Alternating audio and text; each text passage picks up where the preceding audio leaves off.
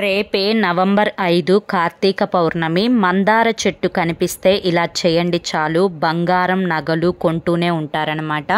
ఈ యొక్క కార్తీక పౌర్ణమి రోజు ఎవరైతే మందార చెట్టు కనిపిస్తే ఈ చిన్న పని చేసుకుంటారో వారికి ధనానికి కానీ బంగారానికి కానీ ఎటువంటి దిగులు కూడా ఉండదు అని చెప్పి మన పురాణాలు సైతం చెప్తున్నాయి. ఈ యొక్క కార్తీక పౌర్ణమినే మనం ఒక రకంగా మహాశివరాత్రిలాగా జరుపుకుంటూ ఉంటాం.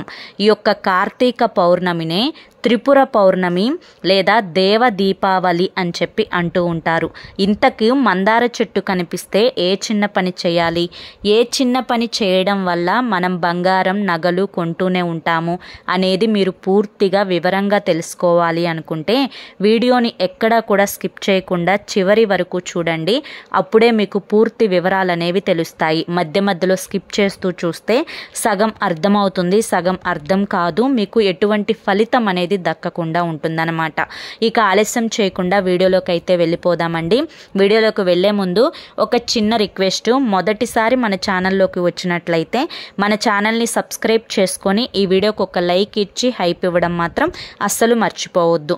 ఈ యొక్క పౌర్ణమి అంటే కార్తీక మాసం అంటేనే ఎంతో పవిత్రమైన మాసంగా మన యొక్క హిందువులు భావిస్తూ ఉంటారు. ప్రత్యేకించి కార్తీక మాసంలో ప్రతిరోజు కూడా ఒక పర్వదినంగా భావిస్తూ ఉంటారు. అదేవిధంగా కార్తీక సోమవారాలు విశేషంగా ఆ యొక్క ఈశ్వరుడికి అభిషేకాలు పూజలు చేస్తూ ఉంటారు. ప్రత్యేకించి పౌర్ణమి రోజు ఈ యొక్క పున్నమి చంద్రుడికి ఎంతో విధిగా అంటే కొన్ని విధి విధానాలు పాటించుకుంటూ కార్తీక పౌర్ణమి అంగరంగ వైభవంగా జరుపుకుంటూ ఉంటారు. శివాలయాలలో ఈరోజు ప్రత్యేకించి ఆకాశ దీపాన్ని వెలిగిస్తూ ఉంటారు. భక్తులు ఎంతో సంబరంగా దీపదానాన్ని చేస్తూ ఉంటారు. ప్రత్యేకంగా ఈ యొక్క పౌర్ణమి రోజు భూదానం గోదానం అనేవి ఎంతో ప్రత్యేకమైన ఫలితాన్ని అందిస్తూ ఉంటాయి. ముఖ్యంగా ఉసిరిదానం చేయడం వల్ల కూడా ఎన్నో జాతక దోషాలు కర్మ దోషాలు అనేవి తొలగిపోతాయి అన్నమాట. అయితే ఈ యొక్క కార్తీక పౌర్ణమిని దేవతలందరూ కలిసి దీపావళిలాగా జరుపుకుంటారు. ఎందుకు దేవతలందరూ దీపావళిలాగా జరుపుకుంటారు అంటే కనుక కార్తికేయుడు తారకాసురుడు అనే రాక్షసుని ఈ యొక్క పౌర్ణమి రోజు సంహరిస్తాడనమాట. అయితే ఆ యొక్క రాక్షసుడు చనిపోయిన రోజు దేవతలు ఎంతో సంబరంగా ఈ యొక్క దేవ దీపావళిని జరుపుకుంటారు. అదేవిధంగా 1000 సంవత్సరాల రాక్షస పాలన అనేది నశించిపోయిన కారణంగా మహాశివుడు తాండవం చేస్తారు సంతోషంతో. కాబట్టి ఈ యొక్క కార్తీక పౌర్ణమి చాలా పర్వదినంగా మన యొక్క పురాణాలు చెబుతూ ఉంటాయి.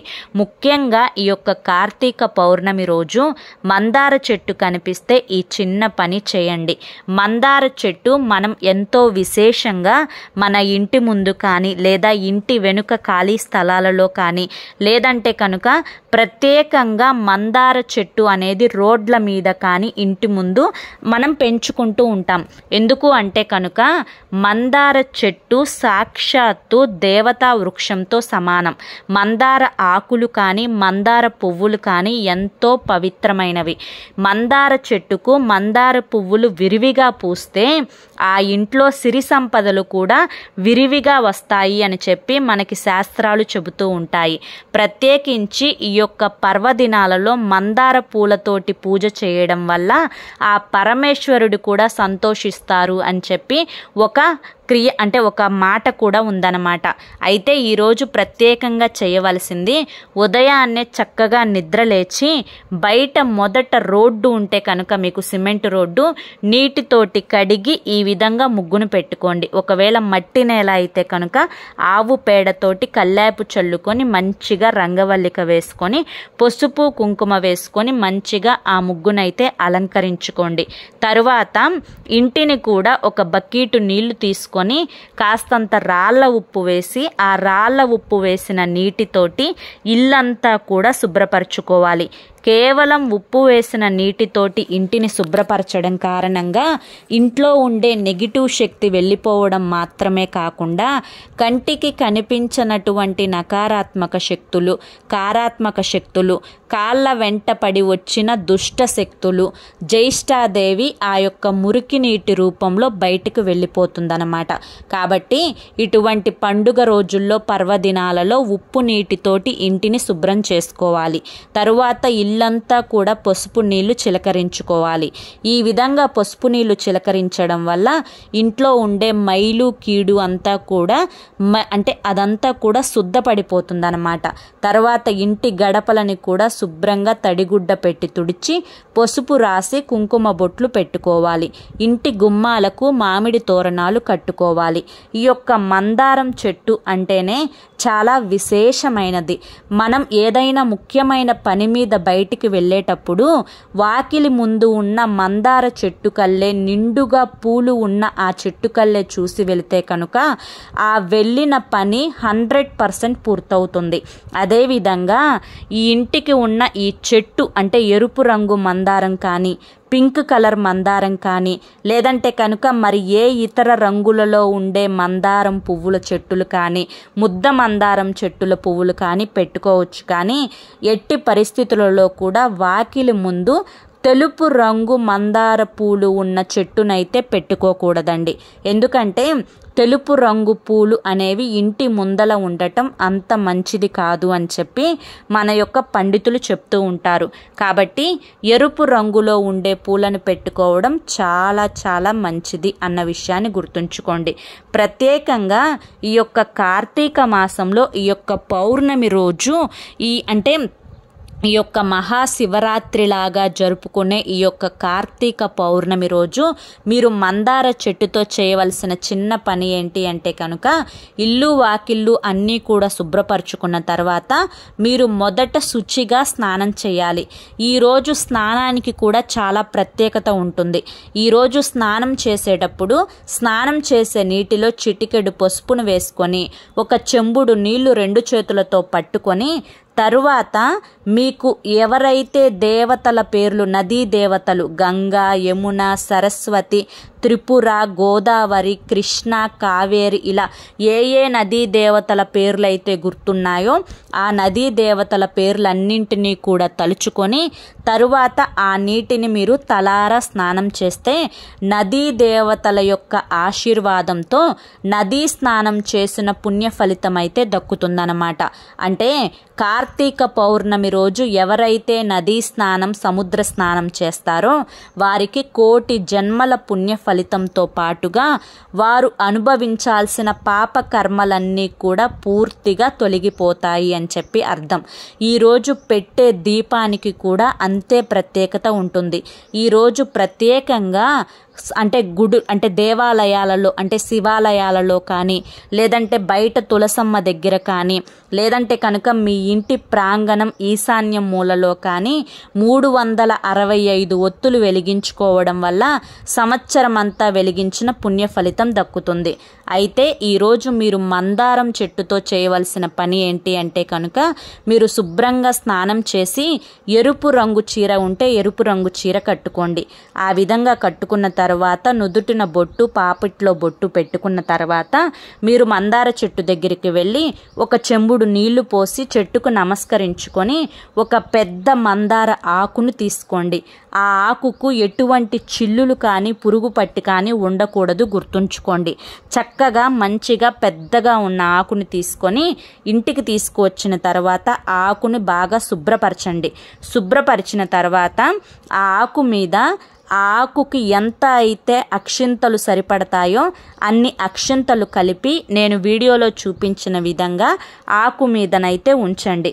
ఈ విధంగా అక్షింతలు కలిపి ఆకు మీద ఉంచిన తర్వాత ఒక నిమ్మకాయ తీసుకోండి. అది కూడా పసుపు రంగులో ఉండే నిమ్మకాయ.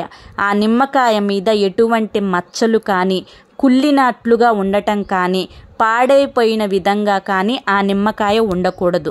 చక్కగా ఫ్రెష్గా ఉండాలి నిమ్మకాయ. ఆ నిమ్మకాయని ఈ వీడియోలో చూపించిన విధంగా 4 భాగాలుగా కోయండి.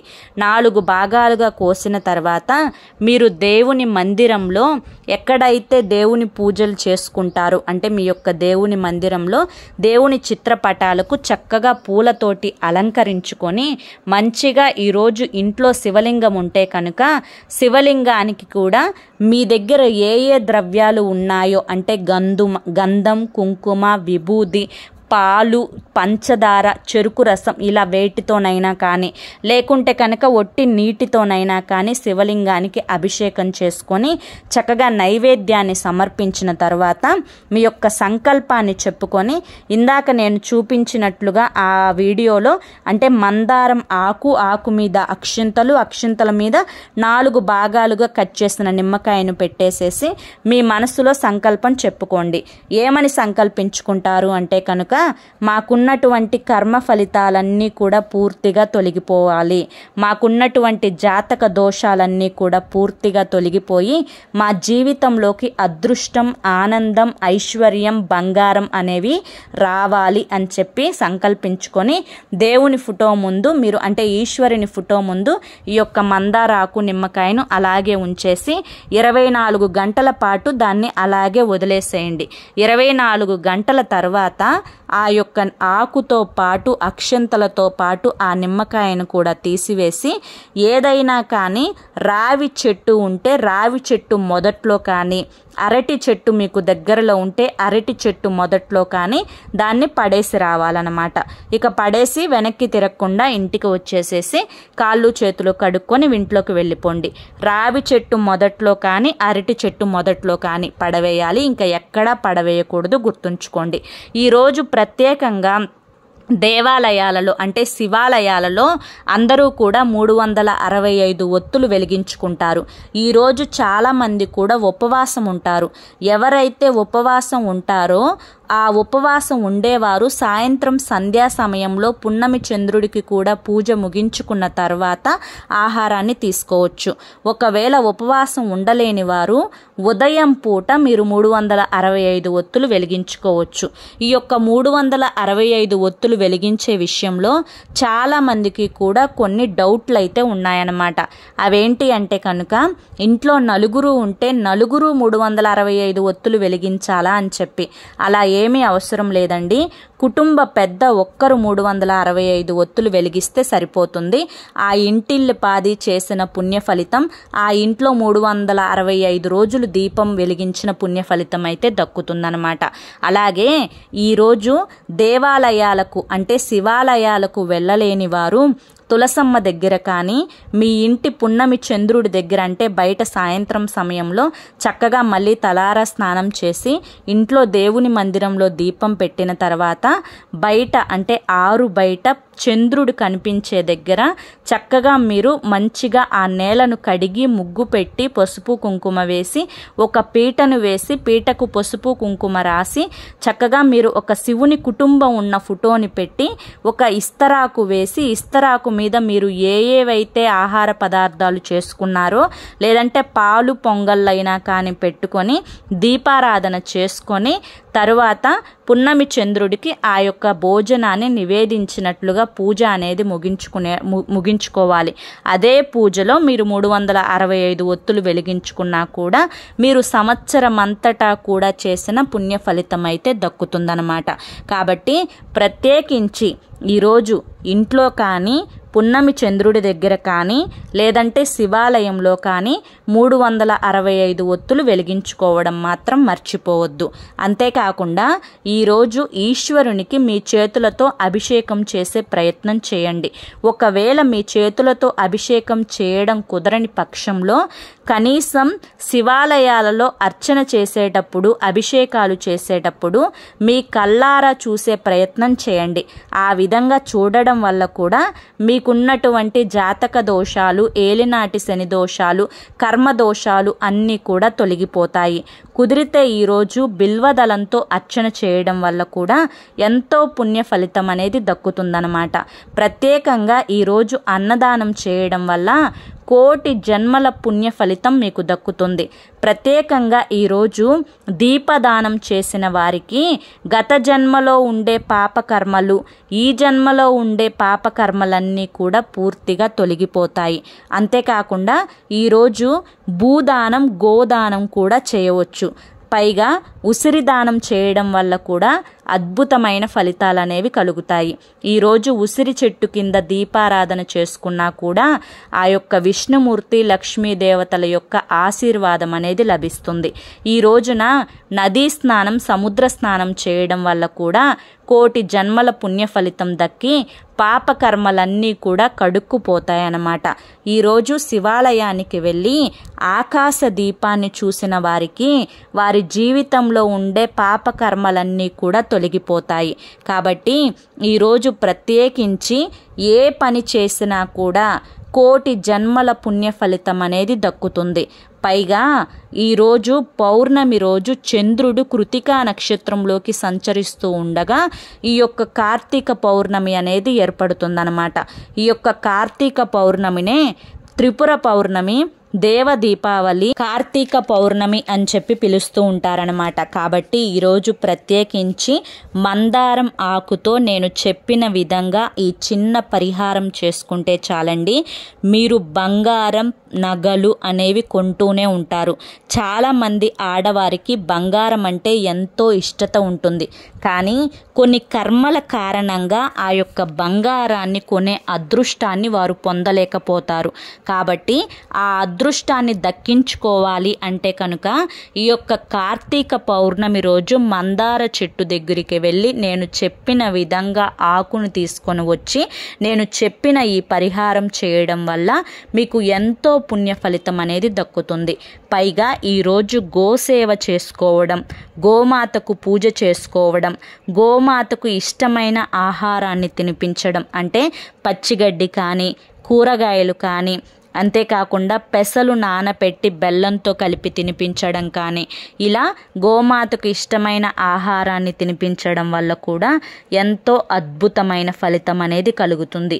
ఈరోజు దీపదానం చేయడం వల్ల కానీ, లేదంటే ఉసిరి దానం చేయడం వల్ల కానీ కోటి జన్మల పుణ్యఫలంతో ఎవరైతే ఏలినాటి శని దోషాలతోటి, కర్మలతోటి, ఎన్నో రకాలైన అనారోగ్య సమస్యలతోటి బాధపడుతూ ఉన్నారో ఆ సమస్యలన్నీ కూడా తొలగిపోయి వారు పట్టిందల్లా కూడా బంగారం అవుతుంది.